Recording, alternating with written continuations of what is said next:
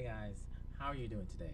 Well, today I was going through my comments and I noticed that one person, I won't say guy or girl because names can be deceiving these days and I don't want to make any assumptions, but this person wrote a comment and I read the comment and I also checked that they were a subscriber.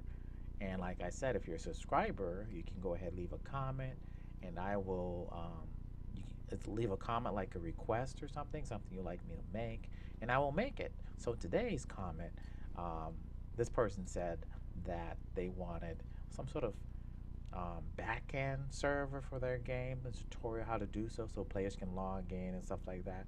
And also they wanted to be able to have a way to detect if the player has internet connectivity. So if they have Wi-Fi, data, whatever, if it's a mobile app, or if they have just internet on their device, the app will basically show a little pop-up UI saying, "Hey, you're not connected," and the app is closed. Or if they do have internet, then they'll proceed. So, in the case that you'd want something like this, is if your app is very dependent on the internet. And actually, that's what this video is about. So in this video, I'm going to show you how simple it is to check if the player of your game has internet connectivity or not. And then it will be up to you to code whatever you want to do with that information. All right, let's code a noob. Let's do it. All right, so in this scene, I have basically nothing. So you haven't missed anything. I simply skipped ahead to the point where my Unity simply loaded up, right? So I have a camera. I'm not sure if you can see it. Let me just get my face out the way. Maybe I'll sit up top this time. There we go. I have a camera and a light, and that's all I have. Let me go ahead and just build a simple UI that I'm going to have pop up, right? So I will create a little like a white background image. Let me just zero out these coordinates. Do a little something like that. Load a button too, why not? I'm just gonna parent the button to the image and zero this out. And let's just change it to okay. And on the on-click method, I'm simply just gonna drag the image, so the parent, and then just have it go to game object and just set false. So if I play this, the button simply turns the UI off. See? One other thing I'm going to do, let's go back to the image here and create now my text. Write in some example text just to see how it would look. Alright, and I'm just gonna rename the entire object itself to alert. Alright, now let's make a script, and by default I'm going to turn this off. Boop. Let's make a script and we'll call this our network checker, right? Double clicking this to open it up in Visual Studio. Took its precious time. And now I need to move myself again. Let's go to the right this time, right? So I won't need that. And I'm not even gonna need my update or my start functions. So I'm just gonna duplicate this and change this one to UI using UnityEngine.ui. And that just allows me to interact with the UI elements that comes with Unity. So now I can make a public text, right? And this will be alert. Let's just call it alert, right? And then a public game object, and I'm just going to call this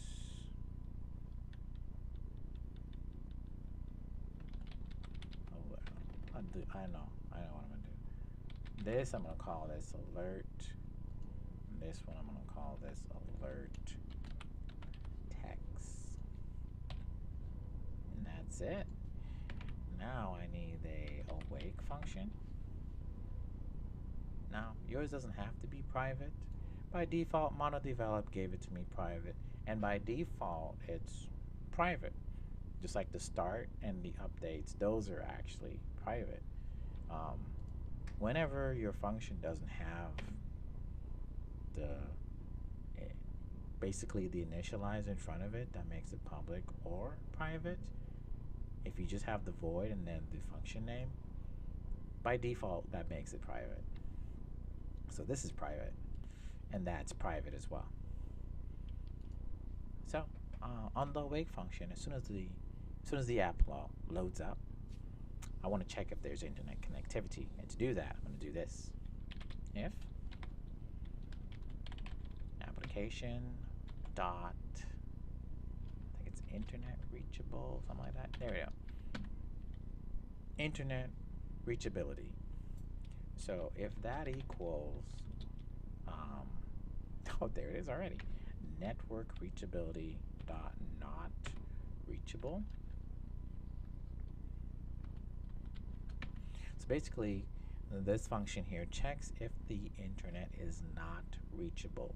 So if it's true, I could just debug. Sorry. But what I want to do is I also want to enable the alert dot set active to true. Set active to true. And I want to set the text, right?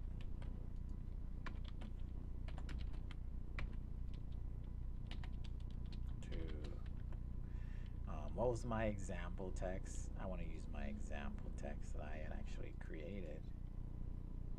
So just a moment here.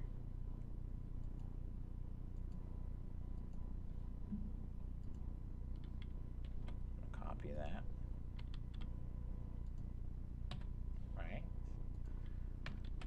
Else, and this will mean that they are connected at this point. So I'm going to copy this and then change it once I get it over here. So I'm going to say internet is good. Then the message will say you are connected. You're connected and online. Right? So let's save that.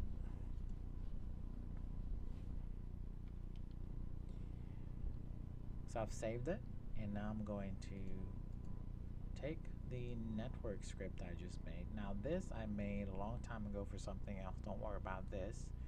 But the network checker script, I'm going to drag that onto my camera. And then my camera here is looking for the text and the game object. The game object will be the alert UI that I made. And then the text is this text that I made to go with it. So let's run this and see what happens.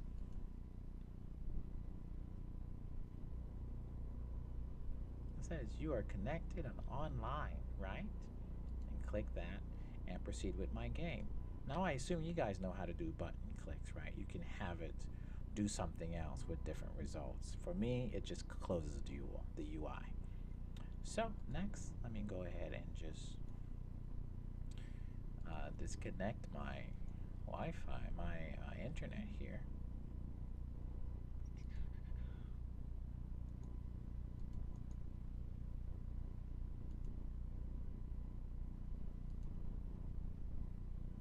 I'm going to show you what I'm going to do. So just drag it over to this screen here. So all I'm going to do is just simply right click it and disable it. And you can see I get an X through the internet icon down here saying that I am no longer connected. And now when I run this application, let's see what happens. It says, sorry, you do not have connection. Please check your internet. Just like we coded it. And there you have it, folks. I hope this was educational to you guys. And if you like it, go ahead and leave that thumbs up. Um, yeah, I think that's it. Also, if you're not already a subscriber, you should consider becoming one. Subscribers can leave comments. I mean, everyone can leave comments, but subscribers can request tutorials, and I will make them. So, have a good one, guys. Bye bye.